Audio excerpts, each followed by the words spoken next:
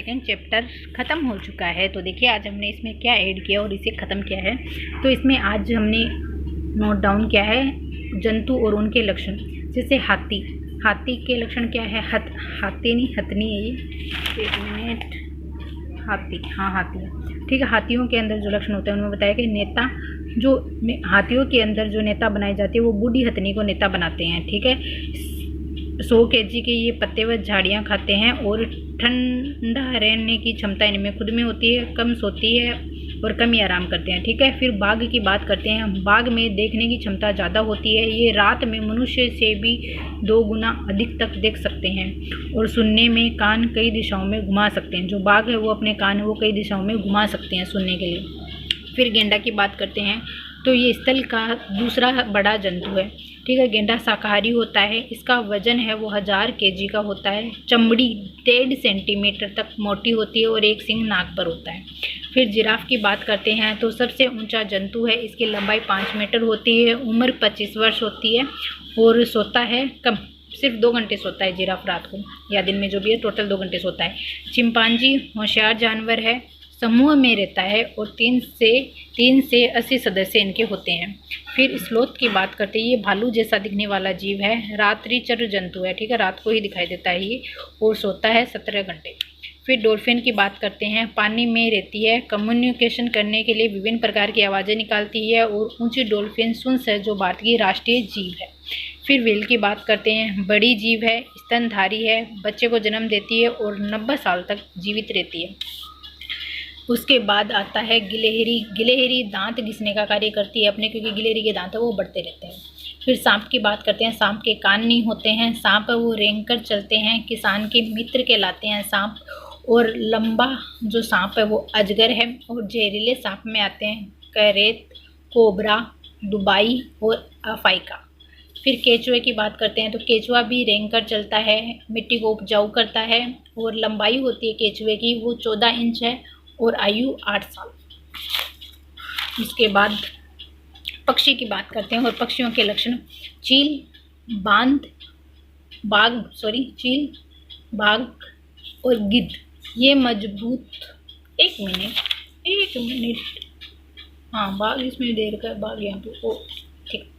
चील, बाघ गिद्ध देख सकता है, तो हमने यहाँ पे लिखा है ना बाघ 2 गुना तक देख सकता है, तो बाघ को भी यहाँ इंक्लूड किया गया है कि चील, बाघ और गिद्ध है वो मजबूत दृष्टि होती है इनकी।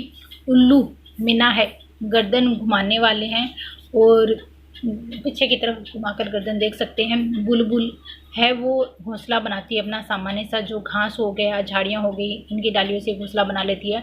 फिर बात करते हैं रोबिन। रोबिन का जो घोंसला होता है वो मुलायम होता है, ठीक है। ये बनाता है अपना घोंसला घास से, मुलायम पंखों से, जड़ से, ऊन से और कपास से। फिर कौवा आता है। कौवा अपना घोंसला है वो मुलायम भी रखता है और कठोर भी रखता है। ताड़ व लकड़ी से बनाता है और ऊंचाई पर बनाता है सबसे ज़्यादा। और कौवे के घोंसले में कौवे के जो घोंसला है उसके अंदर कोयल है वो अपना अंडा देती है, ठीक है। फिर है सोनचिड़ी। सोनचिड़ी का जो घोंसला होता है वो लटका हुआ होता है। दर्जी जो चिड़ी होती है वो अपना घोंसला सिलती है। कंठफोड़वा जो का घोंसला होता है वो लकड़ी को खोद कर बनाता है। एंड भैंस व बगुला होता है, ये सहजीवी होते हैं। भैंस के ऊपर बगुला बैठा रहता है और जो भी भैंस पर परजीवी होते हैं उनको खाता है। मोर होता है वो सर्वाहारी है। पेंगुइन न उड़ने वाला पक्षी, पानी में तैरता है, अंडे देता है और बर्फीले इलाके में रहता है। उसके बाद में जंतु और उनकी उपयोगिता क्या क्या है। तो मधुमक्खी की बात करते हैं। मधुमक्खी हमें शहद देती है और मोम देती है।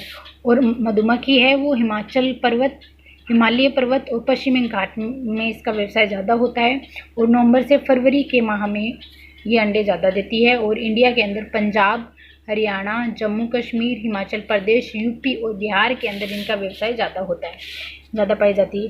रेशम कीट से हमें रेशम प्राप्त होता है। लाख के कीट से हमें लाख प्राप्त होता है। गाय, भैंस, बकरी, मुर्गी, बतख, मछली ये हमें दूध देते हैं, मांस देते हैं और अंडा देते हैं, ठीक है।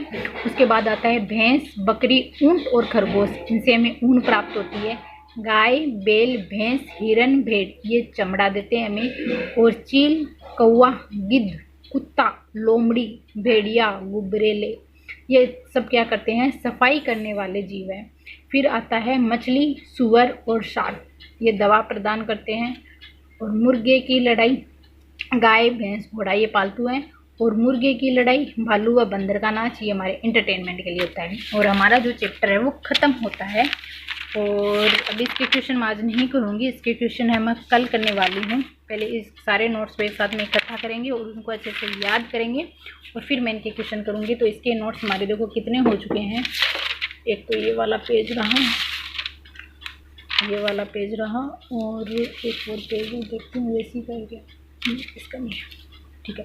तो हमारे देखो इतने नोट्स हो चुके हैं। यहाँ से ये शुरू हुआ था हमारा चैप्टर, और यहाँ एक पेज ये वाला रहा और एक पेज इसमें आ गया शॉर्ट्स नोट्स में 2, और एक पेज इसमें आ जाएगा, मतलब इसमें मैंने डबल साइडेड कर दिया है इस तरीके से। एक ये हो गया हमारा मेटल और एक ये हो गया। अब इस तरीके से ये इतना हमारा चैप्टर हो गया है। इसको अच्छे से पढ़ेंगे एक बार, वो मैं कल करने वाली हूँ। अच्छे से इसको पढ़ेंगे, अच्छे से सब कुछ याद करने के बाद फिर हम इसके जो क्वेश्चंस हैं वो करेंगे। और इसके टोटल क्वेश्चन इस बुक में दे रखे हैं 86। तो अब 86 तक अगर हम क्वेश्चन कर लेंगे तो हमें चैप्टर फिर अच्छे से समझ में आ ही जाएगा, और किस तरीके से क्वेश्चन आए हुए हैं प्रीवियस ईयर में वो भी पता चल जाएगा, ठीक है। उसके अब हम करते हैं इसके जो पेडालॉजी है उसका हमने सेकंड चैप्टर पढ़ा हुआ है, उसके क्वेश्चन करेंगे पहले।